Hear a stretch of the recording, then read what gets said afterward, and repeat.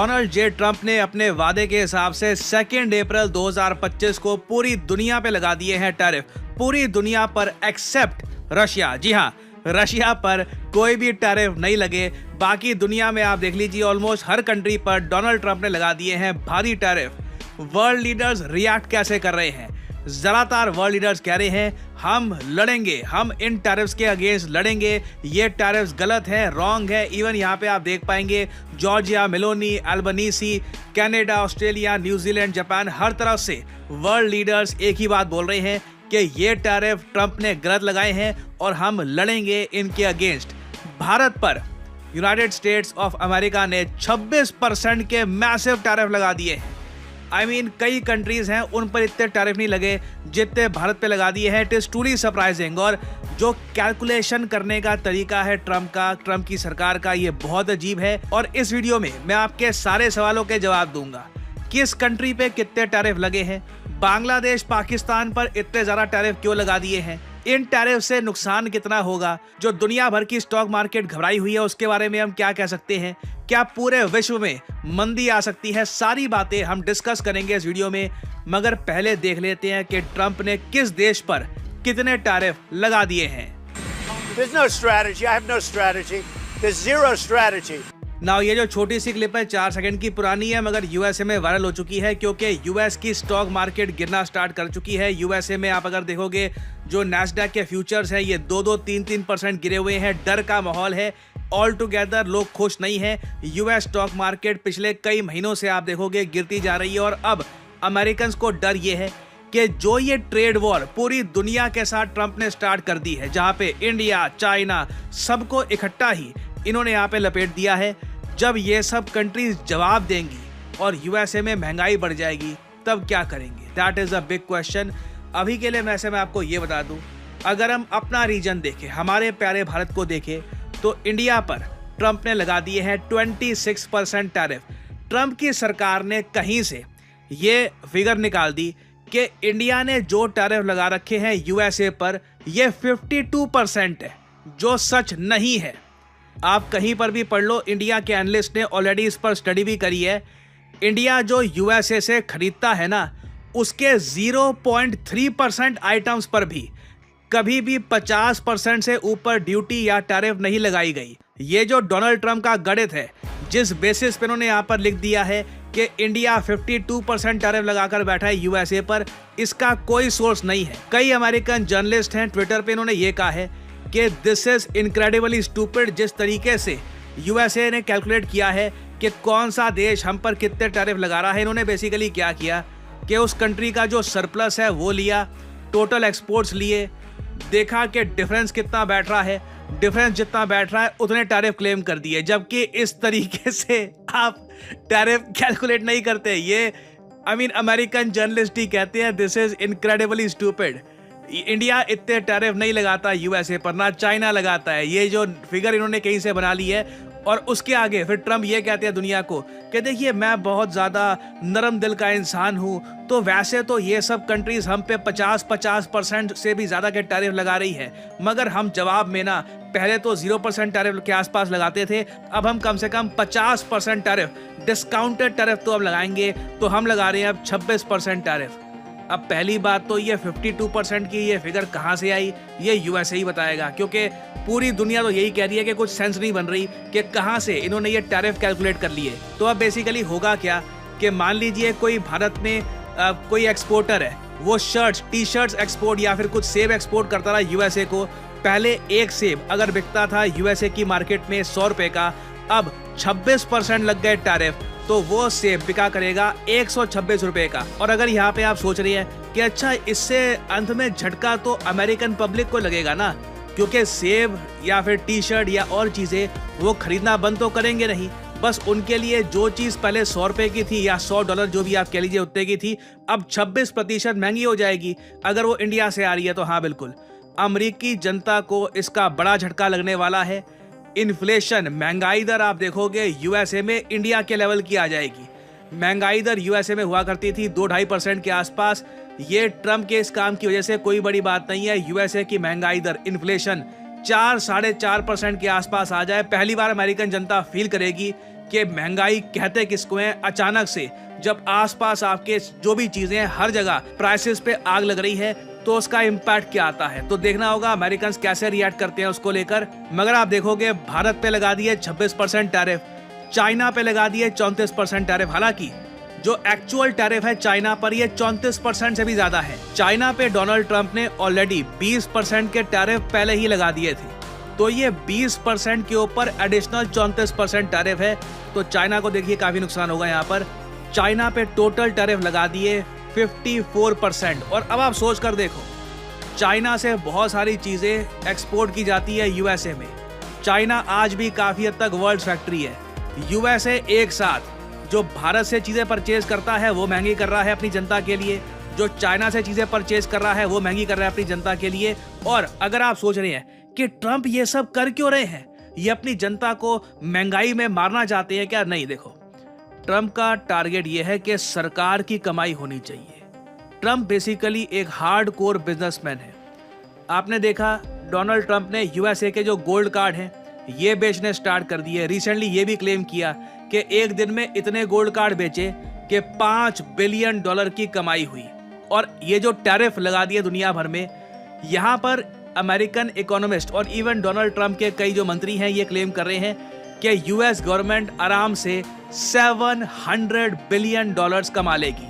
हर साल की मैं यहाँ पर बात कर रहा हूँ, टैरिफ से इतने पैसे यूएस गवर्नमेंट को आ जाएंगे। क्योंकि आप समझ सकते हैं अब क्या होगा अगर कोई इंडियन एक्सपोर्टर उसको सामान बेचना है यूएस की मार्केट में, तो अगर वो 100 रुपए का कुछ बेच रहा है तो 26% उसको पे करने होंगे यूएस गवर्नमेंट को। 26 रुपए उसको यूएस गवर्नमेंट को पे करने होंगे। अगर वो चाइना का होगा तो 54 रुपीज पे करने होंगे। और ये सारा पैसा इकट्ठा कर करके यूएस मान रहा है $700 बिलियन इनके पास इकट्ठे हो जाएंगे। मगर इन्फ्लेशन याद रखिएगा, महंगाई 4% के ऊपर होने वाली है। और अगर हम इंडिया के आसपास के देशों को देखें, बांग्लादेश बहुत बुरा हाल हुआ है। Donald Trump clearly Mohammad Yunus को पसंद करते नहीं हैं।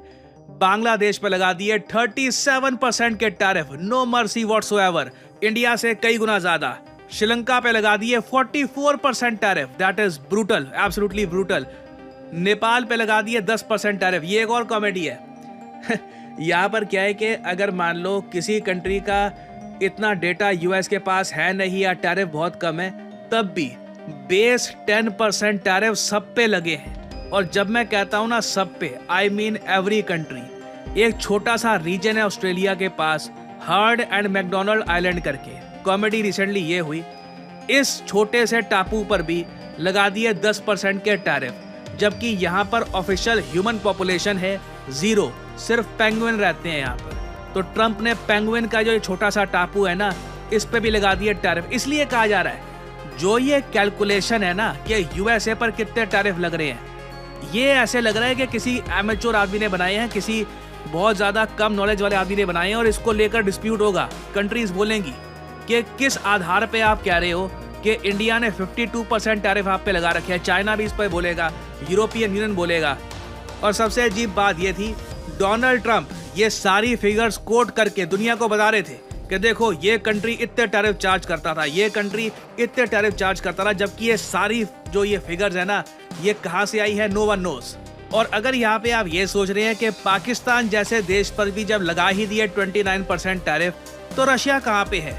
ये क्या क्रासनोव वाला काम हो गया क्या यहाँ पर? ये कहाँ पे है रशिया? रशिया पे टैरिफ क्यों नहीं लगाए? देखिए रशिया के साथ यूएसए ने ट्रेड बिल्कुल स्थगित कर रखा है, तो परहैप्स इसलिए रशिया का नाम यहाँ पे डाला नहीं है। बाकी टू बी ऑनेस्ट डाला बनता था, क्योंकि सब पे आप टैरिफ लगा ही रहे हो। ये पेंगुइन वाले जो टापू है उन पे भी टैरिफ लगा रहे हो, तो रशिया को छोड़ क्यों दिया यहाँ पर? This is a bit weird. मगर एक आप कह लीजिए एक्सप्लेनेशन यही बनती है कि दोनों कंट्रीज का जो आज के समय ट्रेड है ये ही हो नहीं रहा। नाउ एक सवाल यहाँ पे आपका ये आ सकता है, चलो ठीक है, माना कि यूएस पब्लिक को अभी काफी नुकसान होगा, और ये बात सिर्फ मैं नहीं कह रहा, अमेरिकन चेंबर ऑफ कॉमर्स ने वार्निंग दे दी है कि कंज्यूमर्स को चोट पहुंचेगी। अंत में जो आम आदमी है यूएसए का, उसको लॉस होगा। मैं देख रहा था कई अमेरिकन हैं वो चुटकुले मार रहे थे। एक अमेरिकन ने कहीं पर ये लिख दिया कि देखिए डोनाल्ड ट्रंप ने तो अभी इस बार कैपिटल गेन्स टैक्स भी हटा दिया। अब ये जोक है, क्योंकि कैपिटल गेन्स टैक्स यूएसए में नहीं हटाया गया। यूएसए की स्टॉक मार्केट इतनी गिर गई है कि कुछ कैपिटल गेन जब होगा ही नहीं तो टैक्स कहाँ पे आप भरोगे। तो लोग आज के समय काफ़ी चुटकुले मार रहे हैं। लोग एक्चुअली वेट कर रहे हैं कि जब चीज़ें महंगी हो जाएगी तो लोगों को रिलीफ कैसे मिलेगा। क्या इनकम टैक्स खत्म कर दिया जाएगा, कैपिटल गेन्स टैक्स खत्म कर दिया जाएगा, बेसिकली डोनाल्ड ट्रंप करेंगे क्या। और अगर मान लीजिए hypothetically speaking Donald Trump USA में कैपिटल गेन्स टैक्स खत्म कर देते हैं, इनकम टैक्स और कम कर देते हैं, तब जो यूएसए का गोल्ड कार्ड है ना, मैं आपको बता दूं, लोग ज़मीनें बेचकर भागेंगे उसके पीछे, क्योंकि तब यूएस बहुत ही एक अट्रैक्टिव जगह बन सकती है बिजनेसमैन के लिए, इन्वेस्टर्स के लिए। खैर ये सब तो दूर की बात है। अभी अगर बात करें हमारे प्यारे भारत की, क्योंकि अपने पास तो गोल्ड कार्ड है ना मेरे पास है ना आपके पास है, ना फ्रांस के ना जर्मनी के, यहीं पे रहेंगे, यहीं की सरकार को टैक्स देंगे। और मैं अभी आपको साफ साफ बता दूं, कल को कोई गोल्ड कार्ड, सिल्वर कार्ड, कहीं से भी कुछ भी ऑफर आए, रहूंगा इंडिया में ही, इस कंट्री को मिलकर और बेहतर बनाएंगे। नाउ इंडिया की अगर वैसे हम बात करें, जो टैरिफ लगे हैं उससे टोटल $3.1 बिलियन का नुकसान होगा। मगर क्वेश्चन यहाँ पर यह आता है कि भारत को अब क्या करना चाहिए। चाइना, जापान, साउथ कोरिया ने काफ़ी हद तक अपना स्टांस क्लियर कर दिया है। तीनों कंट्रीज मिलकर, जी हाँ, पहली बार हमने देखा है, पिछले कुछ दशकों में पहली बार हम देख रहे हैं कि चाइना, जापान, साउथ कोरिया तीनों इकट्ठा खड़ा हुए और तीनों ने कहा कि जो यूएस टैरिफ लगाएगा ना, इसका जवाब हम तीनों देश मिलकर देंगे, जॉइंटली रिस्पॉन्ड करेंगे। और इसलिए मेरे हिसाब से एक ग्लोबल रिसेशन के चांसेस बढ़ते जा रहे हैं, क्योंकि अब क्या होगा, बदले लिए जाएंगे। यूएस ने हम पे टैरिफ लगा दिए, हम भी लगाएंगे, फिर यूएस और टैरिफ लगाएगा। इस तरीके से ना पूरी दुनिया एक ग्लोबल टैरिफ वॉर में फंस जाएगी और फिर आएगी ग्लोबल रिसेशन। दुनिया भर की स्टॉक मार्केट गिर सकती है। अगेन ये मैं आपको फ्यूचर का बता रहा हूँ। अगर ऐसा होता है तो एक पॉसिबिलिटी ये भी है कि डोनाल्ड ट्रंप एक बार को आकर ठंडे दिमाग से सोचेंगे ज़्यादा ही हो रहा है, चलो मिल बैठ के बात करते हैं और टैरिफ और कम करने की कोशिश करते हैं। बट चाइना ने तो साफ साफ क्लियरली यूएसए को बता दिया है कि हम लोग रिस्पॉन्ड करेंगे। जापान, साउथ कोरिया हमारे साथ खड़े हैं, पूरा ईस्ट एशिया ब्लॉक मिलकर रिप्लाई देगा यूएसए को।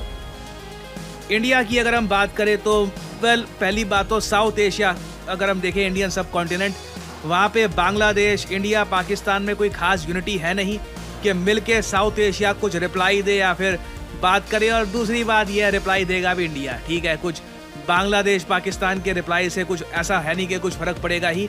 घूम फिर के क्वेश्चन यही आता है कि इंडिया का स्टांस यहाँ पर क्या होगा। मैं आपसे यहाँ पर पूछना चाहूँगा, भारत के पास अब दो ऑप्शन बची हैं। पहली ऑप्शन तो ये है कि यूएसए के साथ ट्रेड डील की कोशिश करें और प्रयास करें ये जो 26% टैरिफ है ये कम हो जाए। इसमें एक प्रॉब्लम ये आएगी, यूएस कहेगा कि हमारे जो एग्रीकल्चरल प्रोडक्ट्स हैं, जो हमारे खेती के प्रोडक्ट्स हैं, उनको भी एंट्री दो अपनी मार्केट में, वो हमारे किसानों के लिए खराब है।